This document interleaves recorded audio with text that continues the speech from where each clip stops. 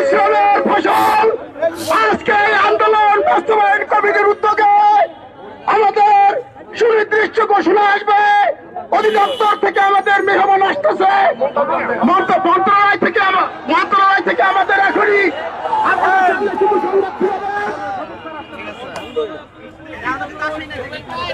শুভ সংবাদ তাদের মুখ থেকে ঘোষণা শুনবেন। সম্মানিত সাংবাদিক ভাইরা, আমরা দীর্ঘক্ষণ সচিব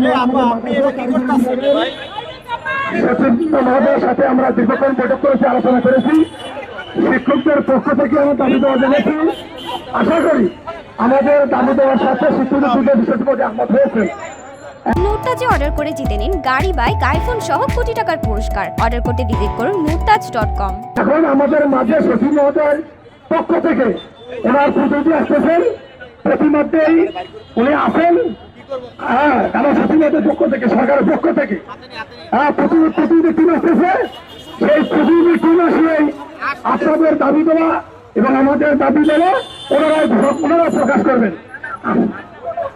আমাদের বলছেন যে আপনাদের দাবি দেওয়া ভিত্তিক আমরা আপনার দাবি দেওয়া পূরণ করবো ইনশাআল্লাহ।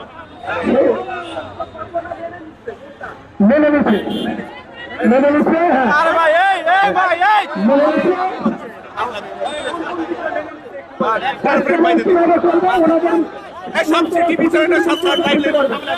আমরা চাই সরকারের কারিগরি বিভাগের প্রতিনিধি তাদের মাধ্যমে শিক্ষকদের আপনাদের মাধ্যমে জাতীয় শিক্ষকদের সামনে তারা প্রকাশ করুন। আপনারা থাকেন, আমাদের কর্মসূচি থাকতে সরকারের পক্ষ থেকে ঘোষণা দেওয়ার পরে বাস্তবায়ন একটা আলটিমেটাম থাকবে, সীমারেখা থাকবে।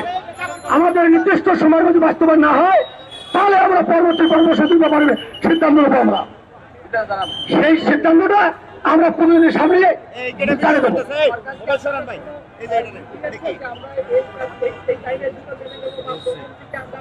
আমাদের সঙ্গে আমরা তারা বলছে কাজ চলমান, আমরা বলছি নির্দিষ্ট সময় দিয়েই শিক্ষকদের ঘোষণা বিদায় করতে হবে।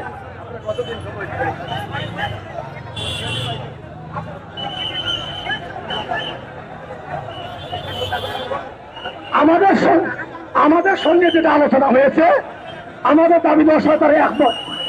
আমি চাই এই শিক্ষকদের সামনে সরকারের পক্ষ থেকে সেটা প্রকাশ পায়, সরকারের প্রতিনিধি সরকারের পক্ষ থেকে ঘোষণা দেয়।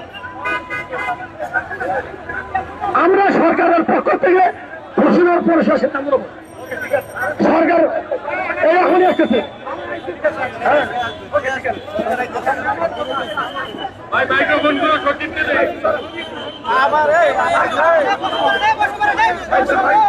আচ্ছা, এখন আমরা মন্ত্রণালয় থেকে, মাননীয় শিক্ষা মন্ত্রণালয় থেকে তোদের কাছে আমরা মাইক দিচ্ছি। সকলকে একটু টিপটের জন্য অনুরোধ করছি।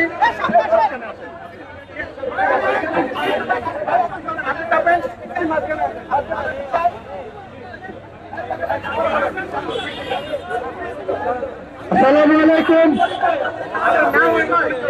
আসসালামু আলাইকুম। সকলকে শুভেচ্ছা জানাচ্ছি। আমার নাম এস.এম. মাসুদুল হক। আমি আমাদের মাননীয় শিক্ষা উপদেষ্টা এবং সচিব স্যারের নির্দেশে আপনাদের প্রতিনিধিদের সাথে এতক্ষণ মিটিং করলাম। মিটিং করে আমরা পজিটিভ সিদ্ধান্ত নিয়েই আপনাদের কাছে এসেছি আমাদের বক্তব্য বলার জন্য। আপনারা এ পর্যন্ত অনেক কষ্ট করেছেন, এজন্য আমরা আপনাদের প্রতি সমবেদনা জ্ঞাপন করছি। আপনাদের প্রতি যদি কোনো অবিচার হয়ে থাকে সেজন্য আমরা তার নিন্দা ব্যক্ত করছি। শুনেছি যে আপনাদের প্রতি লাঠিচার্জ করা হয়েছে, প্লাস আমরা টেলিভিশনে দেখেছি জলকামান ব্যবহার করা হয়েছে। এসব ঘটনার আমরা নিন্দাবাদ জ্ঞাপন করেছি।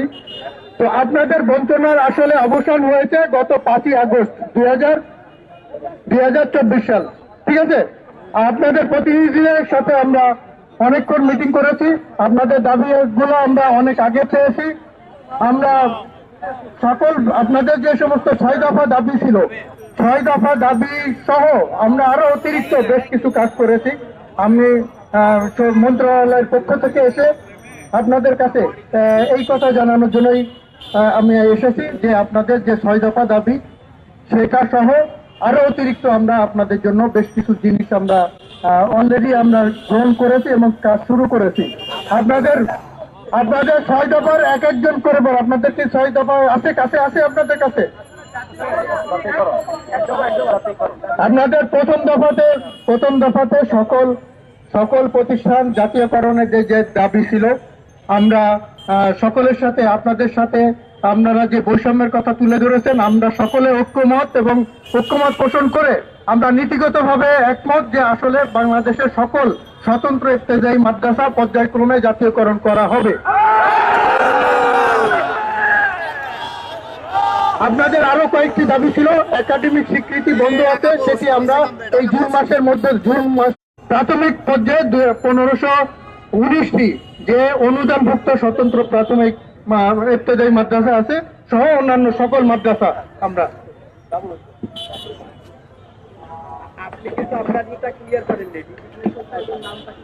আমার নাম এস এম মাসুদুল হক, আমি যুগ্ম সচিব কারিগরি মাদ্রাসা বিভাগ, আমি মাদ্রাসা বিভাগের দায়িত্বে।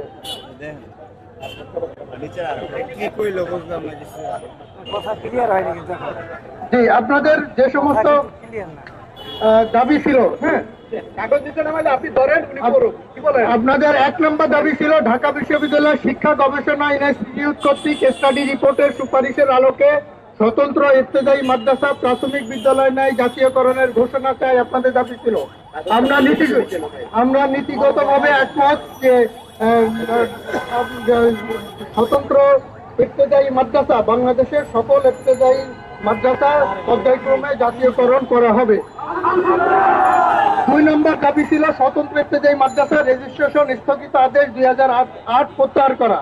আমরা 2025 সালে আমরা স্বতন্ত্র ইফতেদায়ী মাদ্রাসার নতুন এমপিও ভুক্তিকরণের নীতিমালা যে করেছি এবং যেটা পর্যালোচনা পর্যায়ে আছে, 31 জানুয়ারির মধ্যে আমরা সেটা দাখিল করার জন্য বলেছি এবং মার্চ মাসের মধ্যে আমরা এটা চালু করব।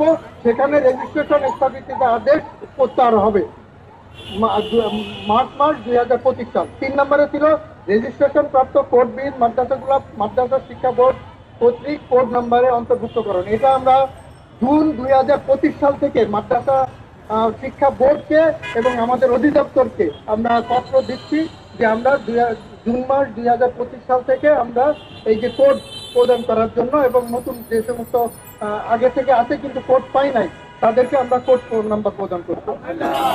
4 নম্বরে ছিল স্বতন্ত্র ইফতেদায়ী মাদ্রাসা আলাদা নীতিমালা পাঠদানের অনুমতি স্বীকৃতি বেতন ভাতা নীতিমালা 2025 অনুমোদন করে। আমরা অলরেডি এই নীতিমালা 2025 খসড়া প্রণয়ন করেছি। এই 31 জানুয়ারি 2025 মধ্যে আমরা ফাইনাল খসড়া দাখিলের জন্য বলেছি এবং এই মার্চ মাসের 31 মার্চ 2025 মধ্যে আমরা এটা অনুমোদন করে চালু করব। 5 নম্বরে ছিল আপনাদের প্রাথমিক বিদ্যালয়ের ন্যায় অফিস সহায়ক নিয়োগের ব্যবস্থা করা। আমরা আমাদের যেটা ঘোষণাপত্র সেখানে এর বাইরেও আরেকটা 2টা বিষয় করেছি। একটা হলো অফিস সহায়কের পদ সৃজন হবে আপনাদের জন্য, বলেন আলহামদুলিল্লাহ। আর এর অতিরিক্ত আপনাদের প্রাথমিক চালু হবে। আচ্ছা, এটা 6 নম্বরে বলছি। প্রাথমিক বিদ্যালয়ের ন্যায় স্বতন্ত্র 6 নম্বর দাবি ছিল প্রাথমিক বিদ্যালয়ের ন্যায় স্বতন্ত্র ইফতেদায়ী মাদ্রাসা প্রাথমিক শ্রেণী খোলার অনুমোদনের ব্যবস্থা করুন। আমরা অলরেডি এই যে স্বতন্ত্র ইফতেদায়ী মাদ্রাসায় প্রাথমিক শ্রেণী খোলার জন্য আমাদের এই যে নীতিমালা 2025 এতে অন্তর্ভুক্ত করার জন্য বলেছি। শুধু তাই না, প্রাথমিক শ্রেণীর জন্য একজন শিক্ষকেরও ব্যবস্থা করা হবে। সবাইকে ধন্যবাদ। আসসালামু আলাইকুম।